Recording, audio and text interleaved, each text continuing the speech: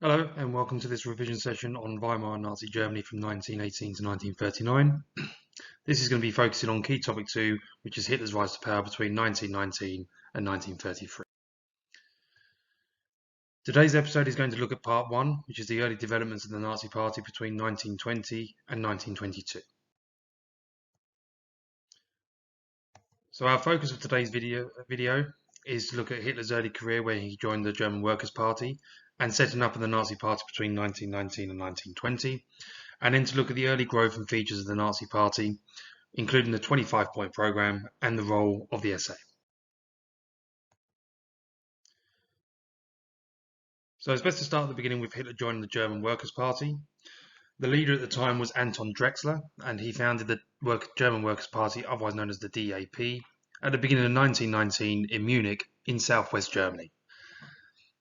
His party and his ideology stressed the idea of a pure German people, which was therefore quite nationalistic, but also wanted a class of society and restrictions on profits of business, which is a socialist ideal. In terms of after World War I, the political department of the army was on the lookout for any organisation that could be seen as a threat to the new Weimar government. Let's not forget that during this time, in our key topic 1 programmes on political threats, we had already seen an uprising from the left with regards to the Spartacist uprising, and the government and the army wanted to reduce any further uprisings against the new republic. Hitler was a corporal in the army in World War I and primarily served as a messenger. And after World War I ended, he remained in the army and was asked to attend as an informant on the meeting of the DAP in a beer hall in Munich. Whilst there, he made a very powerful speech in reply to one of the speakers who he disagreed with, whereby the leader, Anton Drexler, was impressed and asked him to join the party later that year. Whilst in the party, Hitler discovered that he was very good at public speaking and a great orator, and he rose through the ranks quite quickly and became responsible for membership, recruitment, and propaganda. However, it needs to be noted that there were not many people in the German Workers' Party when Hitler joined in 1920, with membership around about 50 to 60. In terms of his speeches at the beer house, they focused on the idea of his hatred of the Treaty of Versailles, the Dolchstoß, which was the stab in the back myth, the hatred of the November criminals who surrendered to the Allies at the end of World War I, and the Jewish communist conspiracy intending to destroy Germany. Obviously, all these things were myths and conspiracies, but the way that Hitler spoke about them stirred up quite a huge amount of emotions amongst all people that attended. So one of the features of the early Nazi Party was the setting up of a political manifesto called the 25-point programme, which we'll look at the next slide. The National Socialist element was added to the party name because of the idea that quite a lot of these policies were nationalistic and a few policies were also socialist in their nature. So the name change went from the German Workers' Party to the National Socialist German Workers' Party. So it's now the NSDAP from 1921. There was quite a significant increase in membership, and also the publication of its own newspaper, otherwise known as the People's Observer. So membership grew from around about 1,100 in 1920 to 55,000 members by November 1923, and that is at the time of the Munich Putsch. Having said that, the membership was quite regional and was concentrated in Bavaria, where Munich is the capital of that particular region.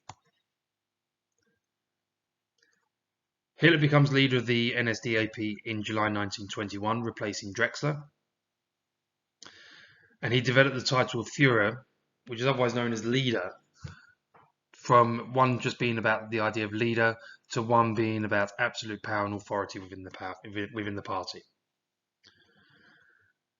Throughout 1921-1922, his speeches became increasingly anti-Semitic, with the use of Jews as a scapegoat for all of Germany's problems that are happening during this time period. So let's just focus on some of the points of the 25-point programme. So the first point of the 25-point programme is the idea of a union of all Germans to form a greater Germany. That is an incredibly nationalistic idea, and it's a joining of the German-speaking peoples of Central Europe, which would also include Austria. Point 2 is the idea of the scrapping of the Treaty of Versailles. We've just seen the idea of how Hitler was against the Treaty of Versailles itself, as well as all the right wing. And linking back to our key topic 1, knowledge, the Treaty of Versailles had quite a negative reaction within Germany, particularly on the right wing. Point 4 is to look at the idea of nationalistic and also some anti-Semitic tendencies within the National Socialist Party. So all citizens to have German blood, and therefore no Jew was to be a citizen of the nation. That is therefore kind of stripping Jews of a German citizenship based on biological factors rather than citizenship. In addition to that, point 6, only German citizens could vote. Therefore, if the Nazis were to come into power, then they would ban Jewish people from voting because they are not classified as German citizens because of the idea that they have no German blood within them. Another nationalistic policy is the idea that all non-Germans who enter the country after the start of World War I will be forced to leave. We're then going to be looking at the idea of some of the socialist aspects of this program as well. So, for example, the government, point 14 is the government's profit share in major industries. That's an incredibly socialist idea, whereby whatever profits an industry makes, a factory, for example, then the government would take some of those profits as well. Point 17 is also quite socialistic. Quite socialist, in the idea of any land required for communal purposes is to be seized with no compensation.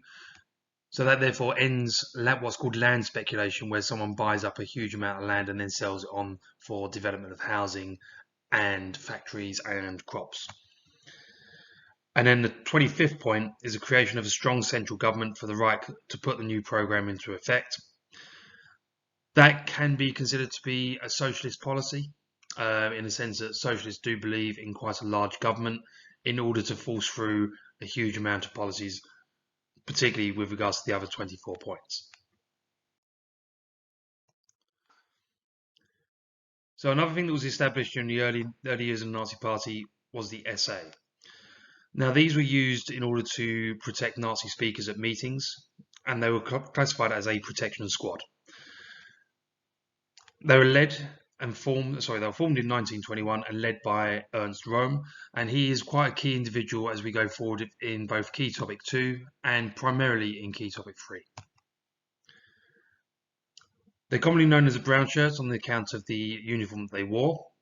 Basically, their shirts were brown, and they became the private army of the Nazi Party and pledged loyalty and obedience to it. Their primary use was to protect Nazi speakers at meetings, but they then ended up disrupting the meetings of communists and the Social Democratic Party. So, in summary for this particular unit, Hitler was used as an army informant after World War I to investigate the German Workers' Party and ended up becoming a member. After becoming a member, he rose to leadership quite quickly and was leader within 18 months of joining. The 25-point program was a mixture of socialist policies and nationalistic ideals. And the SA was created in order to protect Nazi speakers and to disrupt other political meetings. That's the end of this particular topic. Don't forget to like and subscribe and to follow the rest of the playlist on Key Topic 2.